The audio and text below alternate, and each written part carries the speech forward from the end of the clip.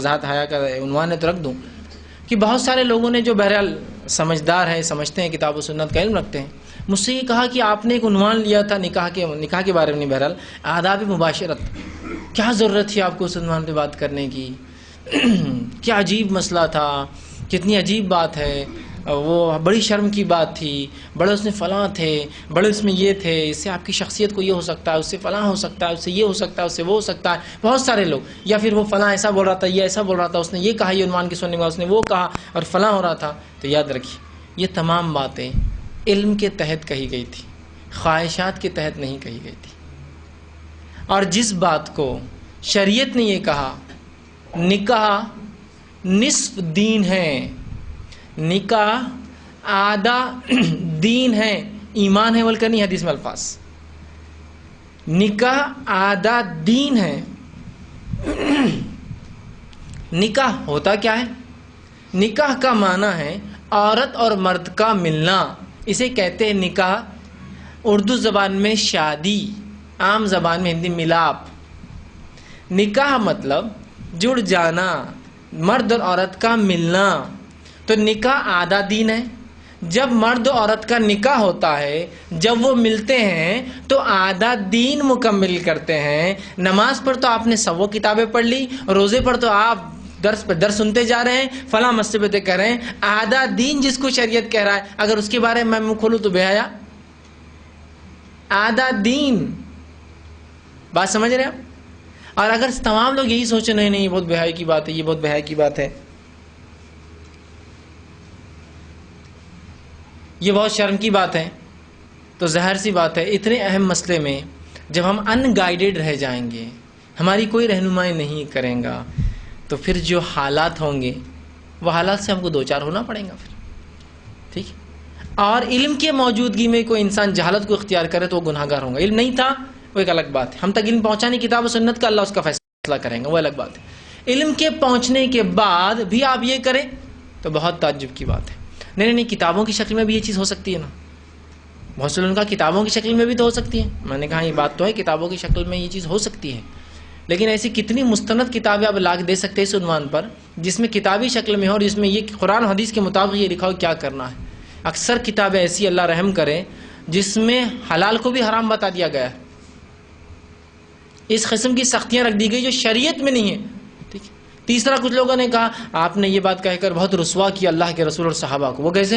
اس لیے کہ آپ ہر بار کہہ رہے تھے وہ صحابیت نے سوال کیا، وہ صحابہ نے کیا، رسول نے جواب دیا۔ دیکھیے اللہ کے رسول کی شخصیت بھی مطلب اس میں آ جا رہی ہے، لوگ بولیں گے دیکھو اللہ کے رسول ایسی گندی گندی باتیں کرتے تھے کیا، اور صحابہ اور صحابیت کی شخصیت بھی آ رہی کتنی گندی۔ میں نے کہا یہ انہوں نے کیا نہ، کر دیا نہ، یہ اب جو کر دیا وہ اس لیے کہ امت کی رہنمائی ہو۔ کتنی شرم کی بات ہے ہم جیسے مسلمانوں کے لیے کہ اس رہنمائی کو ہم شرم کے نام پر چھوڑ دے رہے ہیں۔ علم میں شرم نہیں، علم میں شرم نہیں، اگر یہ شرم اختیار کر لے تو پھر حرام کاری عام ہو جائیں گی، یاد رکھیے۔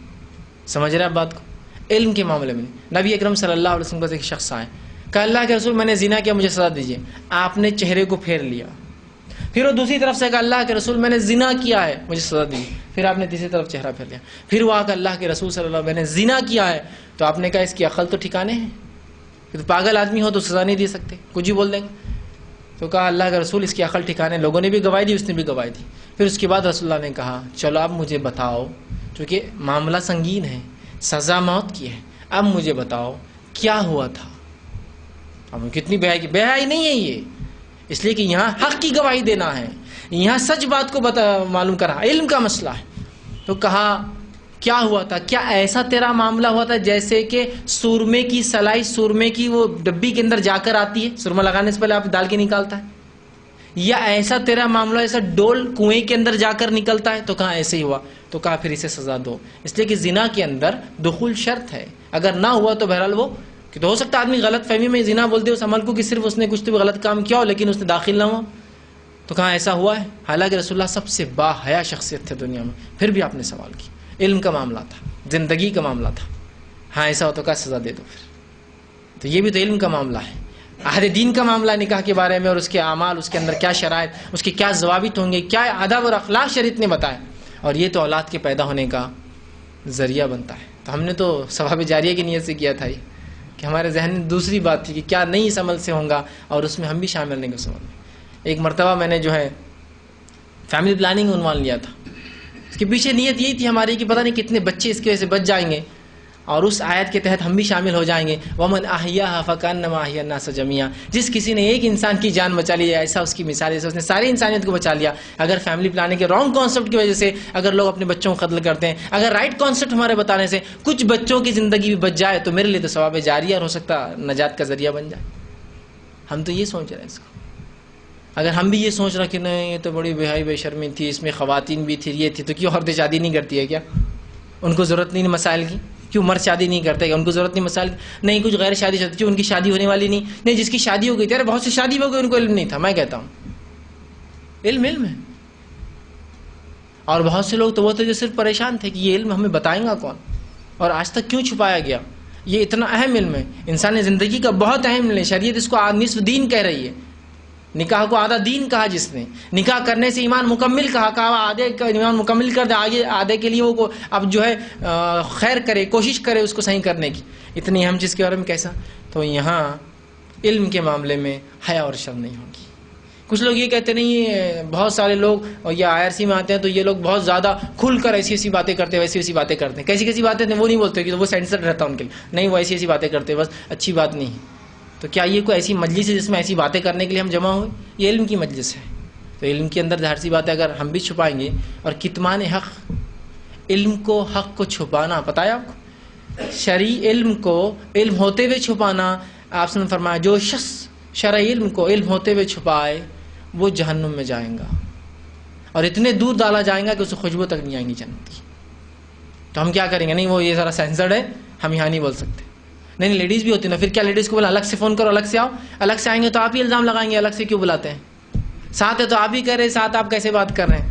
سمجھ کی بات ہے، اس چیز کو سمجھنے کی ضرورت ہے کہ حیا کے تقاضے اپنی جگہ ہے، لیکن حق کی گواہی دینے میں، علم کے حاصل کرنے میں، اچھائی کا حکم دینے میں، برائی سے روکنے میں یہاں یہ تقاضے نہیں چلیں گے، یہاں نہیں ہوں گے۔ بہرحال آئیے، تو ام سلمہ رضی اللہ عنہا کو حیا نے اس سوال سے نہیں روکا پوچھنے سے، اور رسول اکرم صلی اللہ علیہ وسلم کو حیا نے اس کے جواب سے نہیں روکا، یہاں حیا نہیں ہوگی، یہ چونکہ السلام علیکم۔ اسی طرح عمر ابن خطاب رضی اللہ عنہ امر بالمعروف نہی عن المنکر کا